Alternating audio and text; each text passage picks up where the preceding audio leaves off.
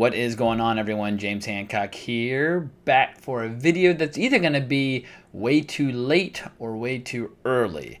It's way too late in the sense that it's related to Guardians of the Galaxy Volume 2, and that's obviously already been eclipsed in terms of what people are talking about this summer with summer blockbusters. People tend to always look forward, not backwards. On the other hand, this video has something to do with Guardians of the Galaxy Volume 3, which obviously I am way too early to be tackling that as well because that movie's several years down the road. But the reason I'm talking about this is because while this channel gets most of its traffic from TV reviews, one of my main passions and interests that I've been neglecting on the channel is my interest in comics. One of the things I want to do today is call attention to a very specific era that was brought vividly to life by writer-artist Jim Starlin. This story had enormous personal value to me as a kid growing up. I still think it has enormous relevance and power to this day, and I'm of course referring to the Saga of Adam Warlock. So irrespective of the timing of this video, I'm just ready to talk about some more comics on this channel, and I think it's been several months since I've done so outside the context of trailers and movies. Whether you've never read a comic in your life, or you're an absolute Marvel authority, or you're just interested in the MCU, hopefully this video will be a jumping off point for people either to go back and read some of these killer cosmic stories from the 70s, or at least have a working understanding of the character going into the future Marvel movies. For those of you who saw Guardians of the Galaxy Volume 2, you saw how at the end the leader of the Sovereign had created this creature known as Adam. We only see him in his regenerative cocoon. James Gunn has said that Adam Warlock is going to be part of Volume 3. He's also very clearly specified that he will not be part of Avengers Infinity War Parts 1 and 2, or whatever they end up naming the second one. How that will affect the fact that his character traditionally had what he called the Soul Gem, but in the MCU is one of the Infinity Stones, who can say? I mean, perhaps they'll just skip that element altogether. But I think that would be a mistake because it's such a crucial part of his character. But more to come on that in a sec. But the reason I really wanted to do this video is because as I was watching Guardians of the Galaxy Volume 2, for me the most cosmic moment in the entire movie, and I can't even put into words why, was when the Sovereign arrives at Ego at the end. And we're hearing this song called Wham Bam Shangalang by Silver. And there was something about the look of the ships, the atmosphere of the scene, the music, the environment. It might be the one moment in Marvel thus far that screamed Marvel's cosmic side more than any other. Maybe it's just because that's the point where the emotions of the movie were reaching a crescendo, but there was something just so effortlessly cool about that scene, and I've been thinking about it ever since, and it's the one song on that soundtrack that I've been listening to a lot over the last few weeks. So while I am incredibly fired up about so many things going on at Marvel, whether it's the new Black Panther flick, or Avengers Infinity War, or Ant-Man and the Wasp, or whatever the case might be, Adam Warlock, because he is a character from my childhood that I was so obsessed with, he's probably the character that I'm looking forward to the most. But let's dig into the question of who is Adam Warlock. Adam Warlock had stories before Jim Starlin, and he's had stories after Jim Starlin, but Jim Starlin in the 70s, for me, really summed up everything that's great about the character. While Warlock was originally known as him, or as Adam, and he appeared in the pages of Fantastic Four and Thor in the late 60s, and had various people like Stan Lee and Jack Kirby and Roy Thomas play a role in his creation, it wasn't until Jim Starlin came on board that the character really took off from a creative point of view. Jim Starlin had made a name for himself doing this incredible Captain Marvel story where he's facing off against Thanos. The first big Thanos story at Marvel, dealing with the Cosmic Cube. It's absolutely essential reading. I mean, Jim Starlin's Captain Marvel run, followed by his Death of Captain Marvel graphic novel that he did in the early 80s, they're basically almost like bookends for the Adam Warlock story, because Adam Warlock and Thanos and all that story takes place in between. So if you want the true Jim Starlin Marvel cosmic saga, you really got to go Captain Marvel through Warlock and then into the Death of Captain Marvel. But today, just for the sake of brevity, I'm going to focus just on Adam Warlock. So just so you know a little bit about Jim Starlin, he's a really interesting character. In the early 70s, the writers and artists at Marvel changed quite a lot, and if you want to get the full story, check out this book called Marvel Comics, The Untold Story by Sean Howe. I believe it's either Sean Ho or Sean Howe. I think it's Sean Howe. Terrific book about the history of Marvel Comics. Covers the 60s, basically up to the present day. And it's a fascinating read, but it's particularly good if you want to learn about these pioneers of Marvel who really made it what it was. But in the 70s, you see this new generation of talent that had grown up reading comics that had been inspired by Kirby and Steranko and Ditko and all these giants. But these were guys who had experiences in Vietnam. These were guys who were experimenting with psychedelic drugs. They weren't necessarily your old school kind of 40s guys like Jack Kirby and Stanley. They had different values, different styles of storytelling, different concerns. And in that, Jim Starlin was the writer and artist. He was one of the few kind of auteur creators over there at Marvel. Jim Starlin's had a remarkable career.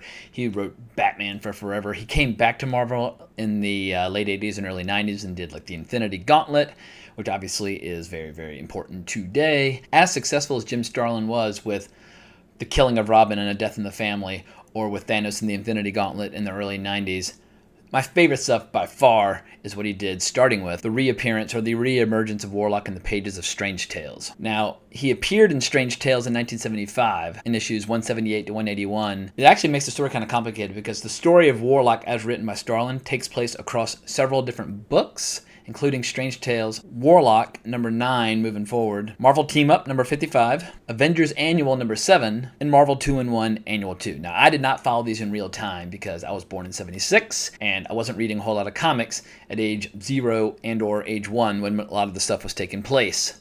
But what happened is, in the early 80s, Marvel put out these special editions, and these special editions were great. I believe there were 6 volumes of it, and it collected the entire Adam Warlock story. And somehow my brother and I just picked them up on a whim, and we just fell into them. In particular, the end of it when Warlock and Captain Marvel and the Avengers take on Thanos, and it's just fucking epic. You have these great scenes with like Thing and Thor taking on Thanos, and Captain Marvel and Warlock teaming up. It was one of those things where I was like age 5 or 6, and it just seized hold of my imagination in the craziest way possible, and never really letting go, because even at age 40, looking back at these comics now, they've never lost 1 ounce of their cosmic power. But the essence of what makes Adam Warlock's story so fascinating is when he takes on this entity or this organization called the Universal Church of Truth.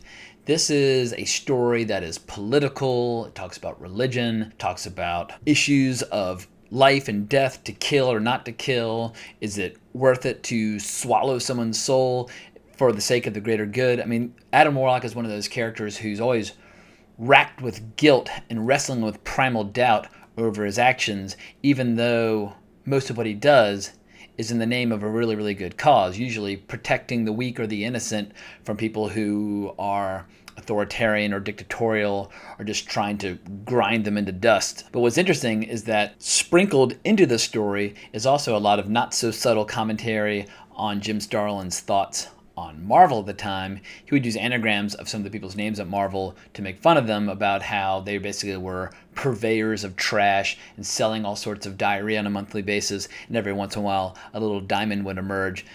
Needless to say, this did not win Jim Starlin many friends with the powers that be at Marvel. In any case, decades later, these stories still hold up really, really well, because this is basically the story of Warlock wrestling with who he is as he takes on a deity, like a mad god or an evil entity who is Adam Warlock in the future, or what he will become, this dark creature named Magus. But what's killer about this is that Magus in the Universal Church of Truth is rapidly taking over the galaxy, which is going to interfere with Thanos' plans, which are of a similar but slightly more destructive nature. Magus wants to rule, Thanos wants to destroy. But Thanos feels threatened by the Magus' expansion, and so he enters into a temporary alliance, first by sending Gamora, who we all know and love from the flicks, to help out Adam Warlock, but then eventually intervening himself. So we have this incredible team up between Adam Warlock, Gamora, and Thanos, taking on Magus and the Universal Church of Truth.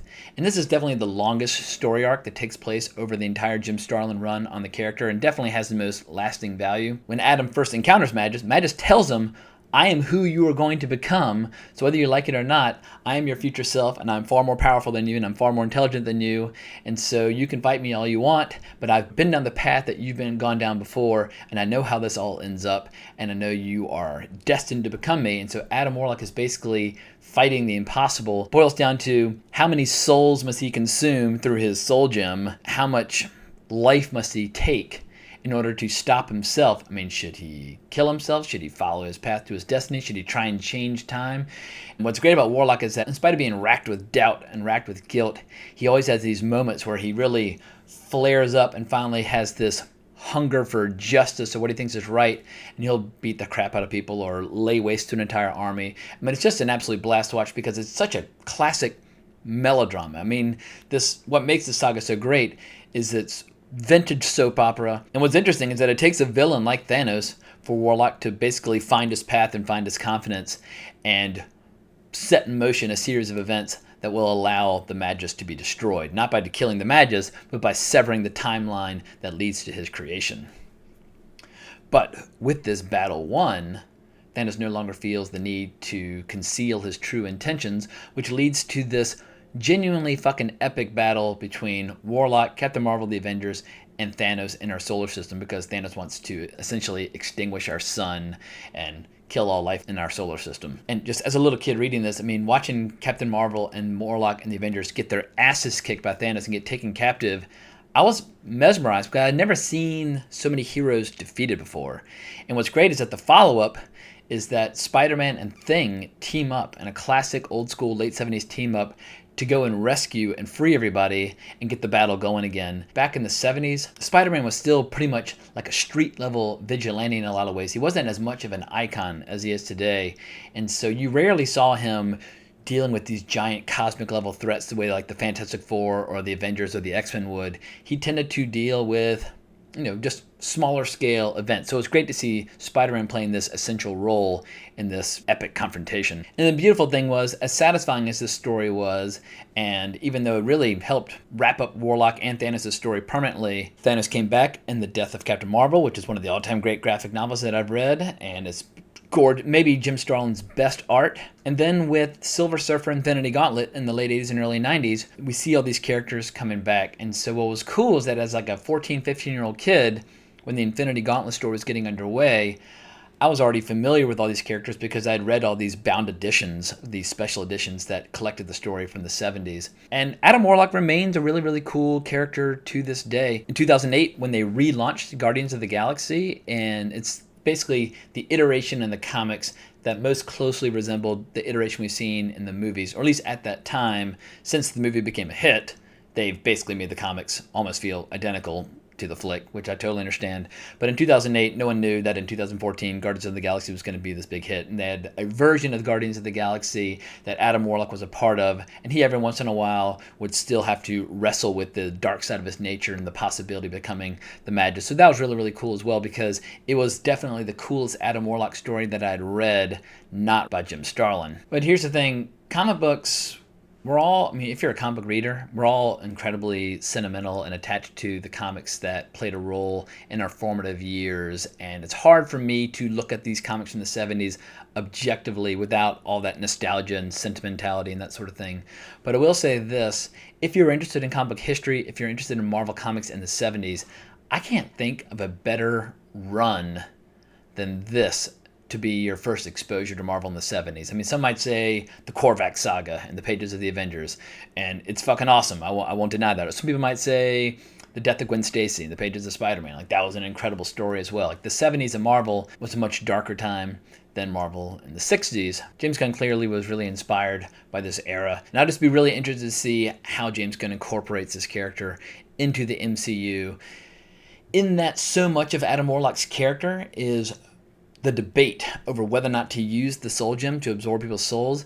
I don't know if at the end of Infinity War we'll see a situation where the Infinity Stones are scattered again and we find Adam Warlock in possession of one, because I imagine the movie will probably try to find a way to wrap up all the storylines of all these stones. People at this point will probably be getting pretty sick of those, but it's very hard to have Adam Warlock without the Soul Stone, because those moral dilemmas are so much at the heart of his character. And I always am attracted to those characters who know that by indulging in evil ways, they're far more powerful in combat, and yet they try to deny themselves those opportunities as much as possible. But it's just a classic dynamic that's endlessly rewarding.